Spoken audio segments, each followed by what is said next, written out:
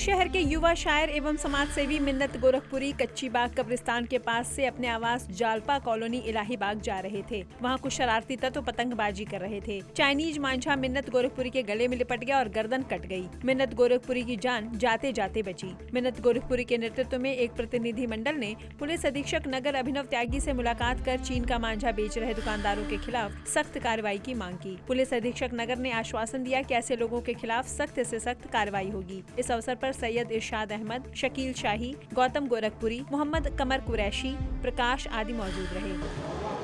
परसों मैं एक कार्यक्रम से अपने आवास की तरफ लौट रहा था। जलपा कॉलोनी इलाही बाग में मैं रहता हूँ। कच्ची बाग कब्रिस्तान से जो रास्ता मंदिर से पूरब से पश्चिम की तरफ जाता है, उसी रोड पे मैं था। अचानक हमारी गर्दन में चाइनीज़ मंजा फंस गया और मेरी गर्दन यूँ कहिए कि कटते कटते बच गई। हालांकि मैं ज़ख्मी हो गया और उसके बाद मैं तुरंत घर गया। मेरी माताजी ने उसमें अबू फास एक यूँ कहिए कि एक दवा होती है वो लगाया, तो कुछ देर के लिए मुझे राहत मिली। फिर मैं बर्दाश्त नहीं हुआ तो मैं सदर हॉस्पिटल आया। जिला अस्पताल में मैंने दिखाया तो मुझे इंजेक्शन लगाया गया और दवाइयाँ उसमें लगाई गई। फिर 2-3 बार मुझे और भी जाना पड़ा दवाइयाँ लगाने के लिए निरंतर। और ये चाइनीज़ मंजे के कारण ऐसा हुआ। तो मैंने चूँकि अपने हाथ में वो पकड़ा हुआ था, मेरे आगे एक महिला जा रही थी, नकाब में थी, उसका कान कट गया था। वो रोने लगी तो मैंने कहा क्या हुआ। मैंने जब अपना हाथ देखा तो हम कहा मुझे कहीं नहीं हुआ। देखा तो वाकई मुझे भी लगी हुई थी।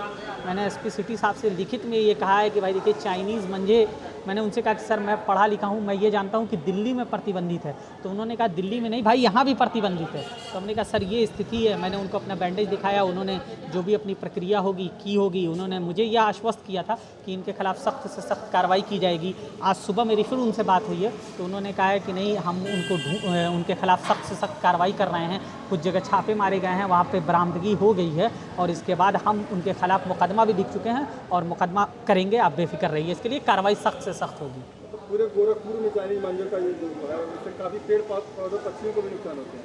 सर आप मेरे जानकारी में कम से कम 10-12 ऐसे लोग हैं जिनके साथ ये घटना घटी है।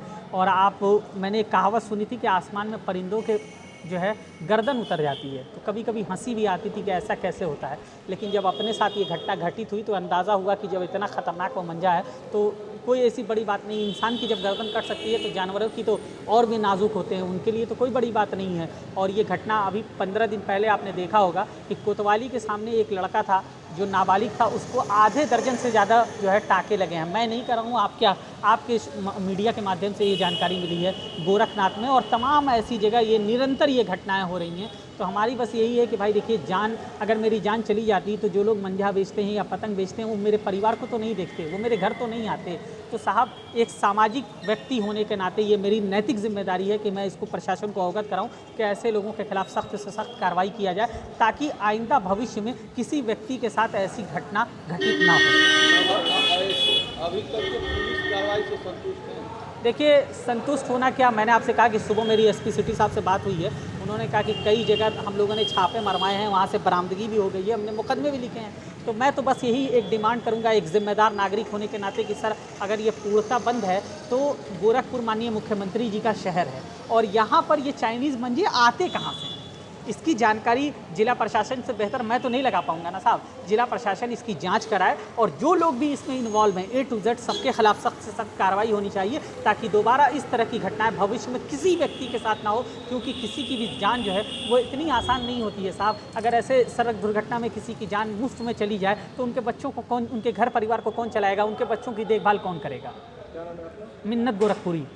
नेशनल ग्रीन ट्रिब्यूनल के आदेश से पूरे भारतवर्ष में चाइनीज मांझे पर बैन है, क्योंकि इस मांझे से ना ही केवल बर्ड्स एवं एनिमल्स को दुर्घटना का शिकार होते हैं परंतु आदमी लोग भी इस दुर्घटना के शिकार होते हैं। इसी क्रम में कल सूचना मिली थी कि कोतवाली सर्कल अंतर्गत 2 दुकानों पर चाइनीज मांझा बेचा जा रहा है। इसी क्रम में दोनों थाने द्वारा कार्रवाई की गई एवं जितना मांझा था उसको जब्त कर लिया गया है एवं अगली विधि कार्रवाई की जा रही है। कई लोग घायल हुए थे, अभी मार्केट में जमा हुई है, तो आगे क्या कार्रवाई चलती है? पुलिस सतर्क है, जहाँ सूचना मिलेगी ऐसे मांझा बेचा जा रहा है वहाँ कार्रवाई की जाएगी एवं जांच में ये पता किया जा रहा है कि होलसेल में मांझा कहाँ से आ रहा है, उन पे भी कार्रवाई की जाएगी।